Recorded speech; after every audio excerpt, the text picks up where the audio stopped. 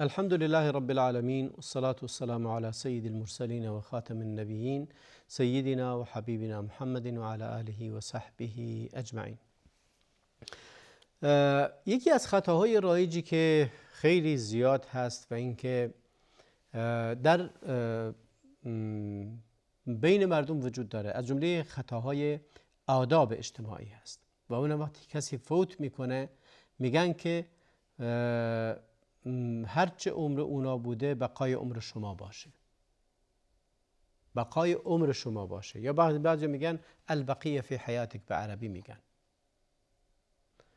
یعنی مثل اینکه برای این طرف بقای همیشگی میخوان. برای کسی بقا نیومده. به جای این عبارات بهتری وجود داره در اینکه به کسی عذاب بگید. پیامبر اکرم علیه السلام وقتی که خبر فوت کسی رو میشنید، یا به عنوان نمونه به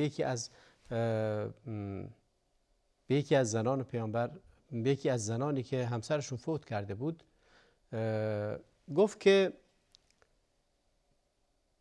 انا لله و انا الیه راجعون. این رو بگید فاصبروا واحتسبوا، صبر و احتساب کنید. بعدش فرمود، گفت که این دعا رو بگو اللهم اجرنی فی مصیبتی و خلفنی خیرا منه.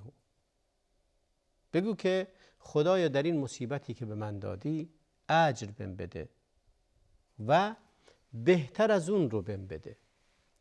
این زنم گفت که فکر کنم ام سلمه بود، گفت که کی بهتر از ابو سلمه؟ چه کسی از ابو سلمه بهتره؟ خب میگه این دعا رو پیامبر به من یاد داد، منم این دعا رو گفتم و باور نداشتم از این که یعنی بهتر از ابو سلمه گیرم بیاد. بعد از اینکه عده‌اش تموم شد، پیامبر از ایشون خواستگاری کرد و قطعا همونطوری که خود ام سلمه میگه بهتر از ابو سلمه بود و بسیار بسیار زیاد، هیچ کسی از پیامبر بهتر نیست. پس گفتن این که این لفظ غلط وقتی که میرید به تعزیه کسی، وقتی کسی رو میبینید که عزیز رو از دست داده، به جای اینکه بگی هرچه عمر بود بقای عمر شما و نمیدونم بقای عمر بچه هات و بقای عمر خانواده تو، این حرف بسیار بی‌معنی هست. بسیار بی‌معنی هست که عمر اون هرچه عمر بوده، عمر اون تموم شده، عمری دیگه نداره که بده به بقیه. و اصلا معنی نه دعای خیر خوبیه نه چیزی، بلکه اینکه دعا کنید برای سلامتی خانواده‌اش، دعا کنید برای صبر دعا کنید، ولی بهترین دعا خداوند اجر بهت بده و جایگزینش رو پر کنه و به شما صبر بده. اجر و صبر چیزیه که شما باید برای کسانی که عزیز رو از دست داده اند از خداوند بخواید، نه اینکه بخواید اینکه بگید خب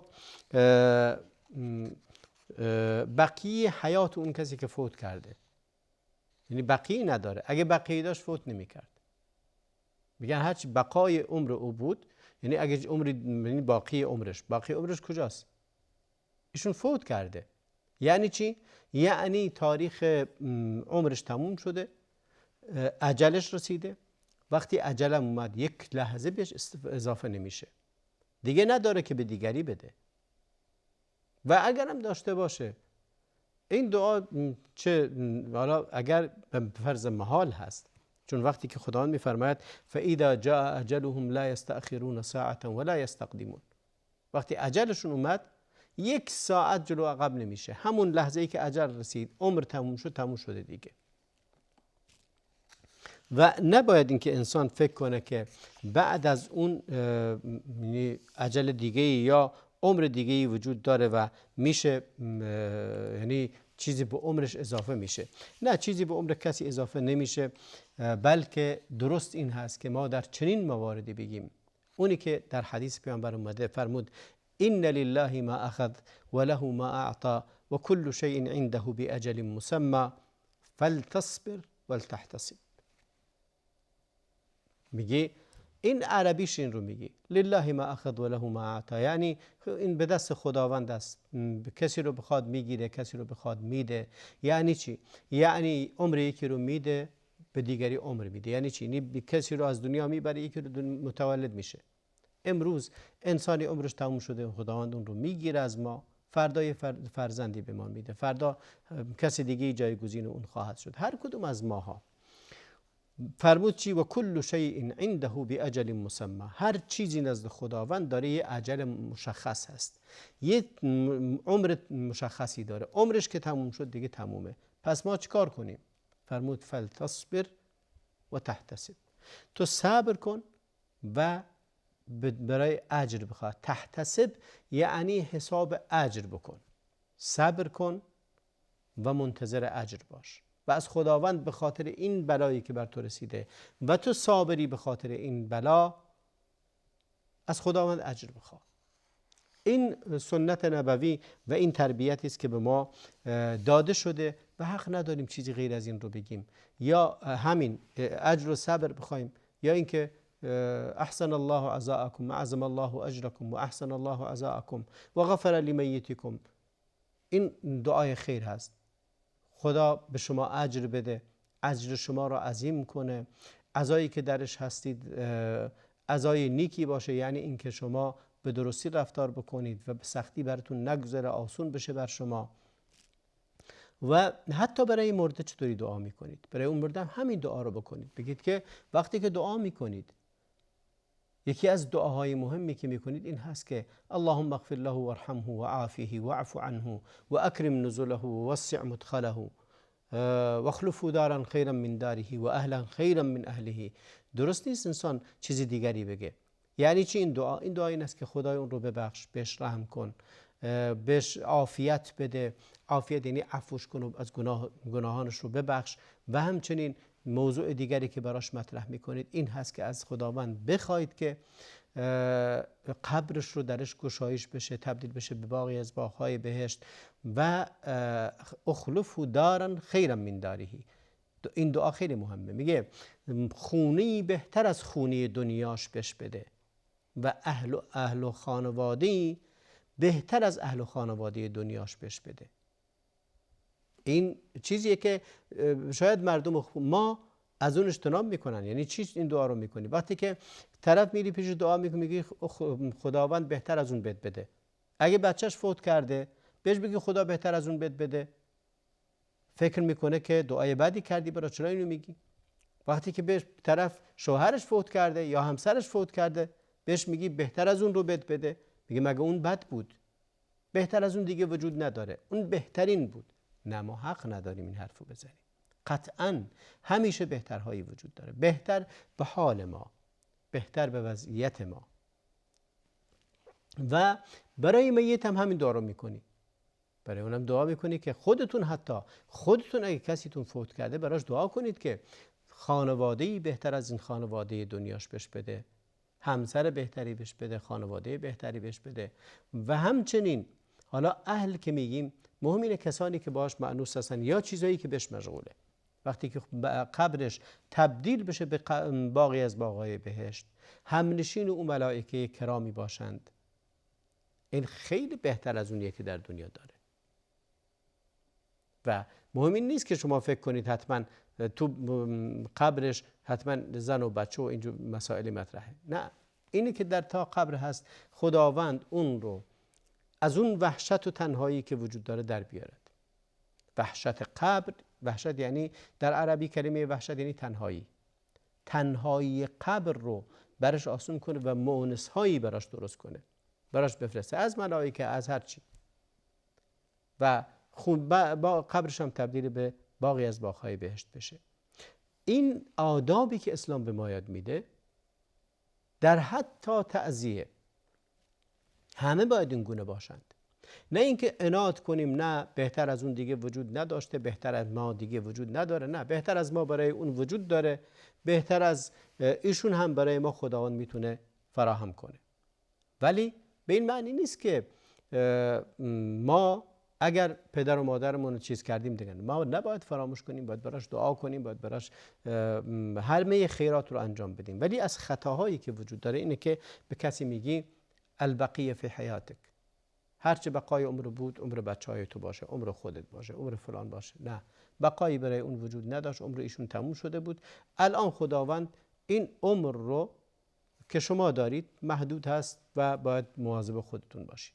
ولی مهمتر از همه آداب اسلامی در بحث تعزیه اینه بگی لله ما اخذ و له ما اعطا و کل شیء عنده باجل مسمى فلتصبر ولتحتسب. یا در اون دعایی که پیامبر به ام سلمه یاد داد گفت که بگو اللهم اجرنی فی مصیبتی و اخلفنی خیرا منه، خدایا در مصیبتم منو اجر بده و بهتر از اون بهم بده.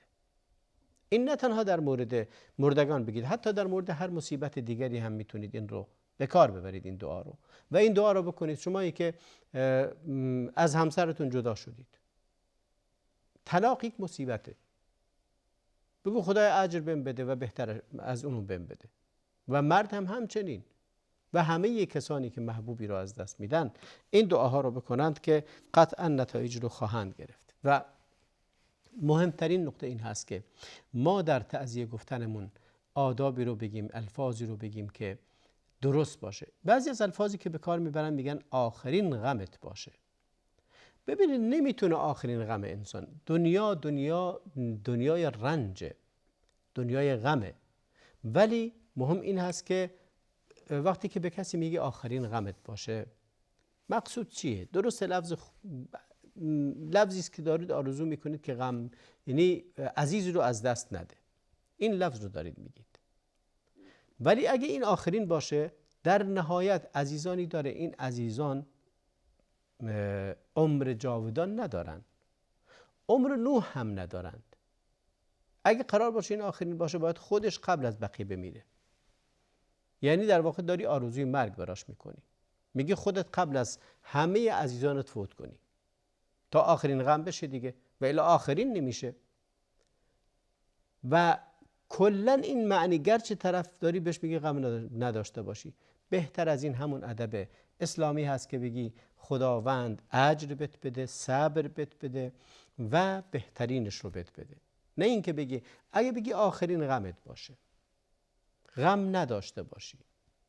نه، خداوند خبرهای خوب بهت بده. همیشه دعا کنید. بله، انسان دعا کنه که غم و غصه از کسی دور بشه، غم و غصه نداشته باشه. ولی اینکه آخرین باشه، یعنی مقصود اینه که دیگه کسی رو از دست نده، عزیزی رو از دست نده، معنیش اینه که خودش قبل از همه اونها بمیره تا عزیز رو از دست نده. و الا این گونه نیست. انسان در طول عمرش حتما عزیزانی رو از دست خواهد داد و این سنت خداوند است بر جهان. لذا بهترین دعا این هست که انسان در وقتی که داری به کسی تعزیه میگی، اولا نگو که عمر او بقای شما باشه، دوما نگو آخرین غمت باشه، به جای اینکه بگی آخرین غمت باشه خدا بهت اجر بده، بهت صبر بده و مرگ عزیزانت رو حالا اگه داشته عزیزی هست برش صبر بده.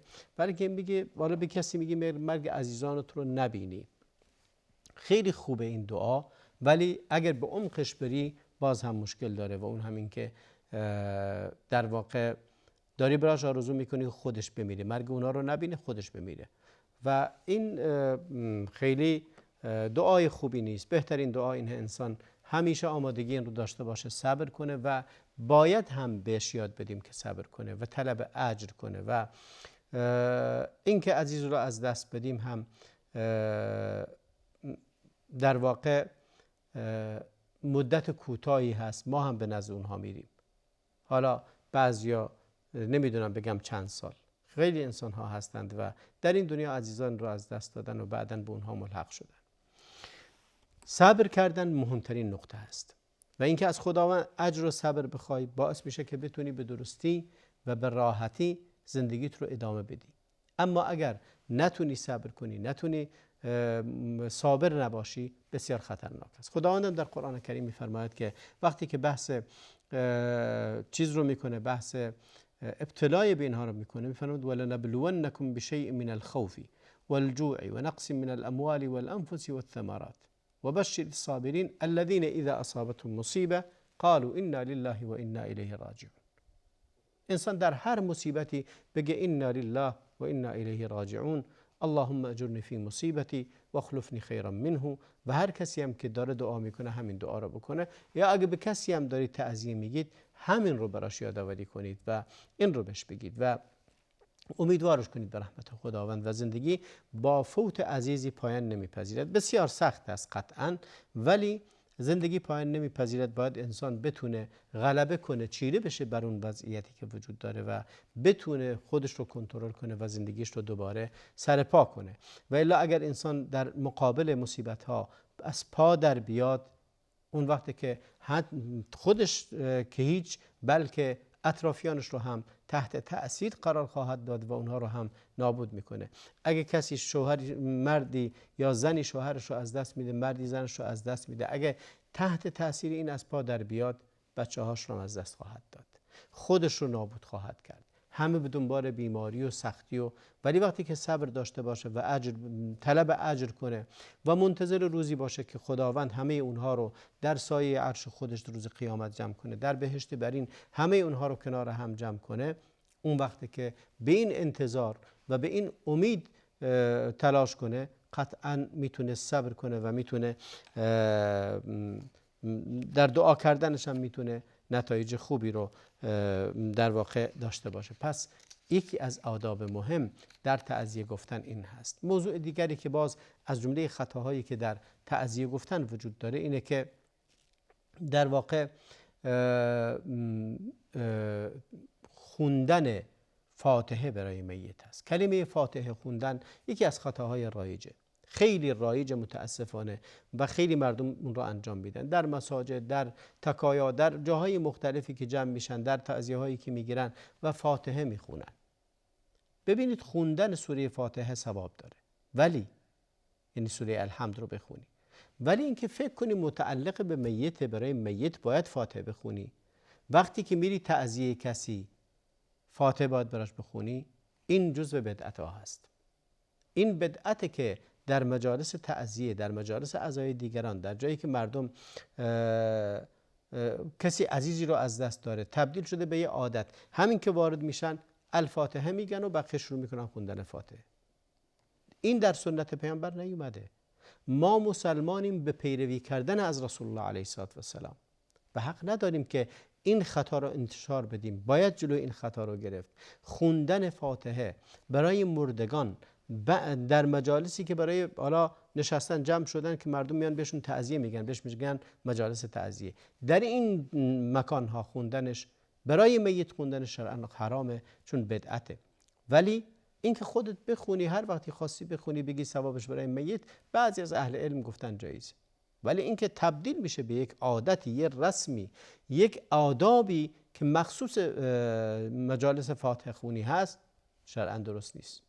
چون اگه چنین چیزی بود باید پیامبر صحابه رو به ارشاد میکردن یا صحابه انجام میدادن. پیامبر چه چیزی رو به صحابه یاد داد؟ همونی که عرض کردم، گفت لله ما اخذ و له ما اعطى و كل شيء عنده باجل مسمى فلتصبر ولتحتسب.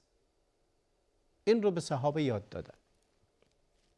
با ام سلمه گفتن بگه اللهم اجرنی فی مصیبتی و اخلفنی خیرا منه. گفت قبلش بگو انا لله و انا الیه راجعون و این دعا رو بگو.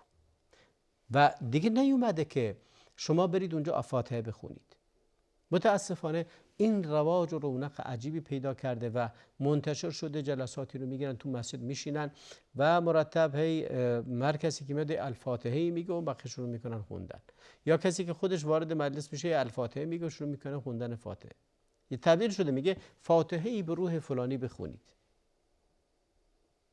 این که سوره فاتحه پر اجر و برکت، شکی درش نیست. ولی آیا چرا پیامبر اکرم که رحمت للعالمینه، که هر چی رو که لازم بوده از دین و از خیر و برکت به امتش یاد داده، یا اینکه شما معتقدید یاد نداده پیامبر؟ یعنی فاتحه خوندن خوب بوده ولی پیامبر یاد نداده یا فراموش کرده یاد بده؟ اگه چنین معتقدی در بدعت گذاری، میگه خب این چیز خوبیه، سوره فاتحه خوندن چیز خوبیه. منم میگم سوره فاتحه خوبه، ولی این چیز خوب رو پیامبر یادش نبود، نمیدونست که باید حتما به پیروانش یاد بده که وقتی که میرن تعزیه کسی این فاتحه رو بخونن. حالا شما یادتون اومده فاتحه میخونید، یعنی یا این اجر و ثواب رو و اینکه این مفیده برای میت رو از کجا آوردید؟ آیا از تعالیم پیامبره، یا از تعالیم قرآنه، یا از تعالیم صحابه است، یا تابعین این کارو کردن؟ هیچ کسی این کارو نکرد. یک خطای رایجی است که در بین مردم وجود داره و متاسفانه دارن بهش ادامه میدن. مسلمان باید تابع رسول الله علیه السلام باشه و این خطای رایجی است که ما مسلمانان بهش مبتلا شدیم و باید تمومش کنیم. به جای اینکه این کارو بکنیم، همون آدابی که پیامبر یاد داده رو اون رو رعایت کنیم، براشون دعا کنیم، بهشون صبر بدیم و در کنارشون باشیم، بریم دیدنشون تا اینکه تنها نباشند. اون یکی دو روزی که این صدمه میگذره، پیامبر فرمود الصبر عند الصدمه الاولى، صبر در لحظه اولین هست، اولین لحظه ها هست که انسان باید صبر کنه. پس از خطاهای رایج این بود که برای کسی که عزیزی رو از دست داده بگی هرچه عمر او بود بقای بقیه باشه. این غلطه، او بقایی نداره، تموم شد عمرش. موضوع دوم این که وقتی که به کسی که داره میگی این آخرین غمت باشه، اشتباه لفظیه. یا موضوع دوم این که خوندن فاتحه هست برای میت در مجالس عزایی که میگیرید، اینها هم خطا هستند و بدعت هست این کار و نباید این رو انجام داد. تا برنامه دیگر همه شما رو خدا بزرگ میسپارم و صلی الله و بارک علی نبینا محمد و علی آله و صحبه اجمعین.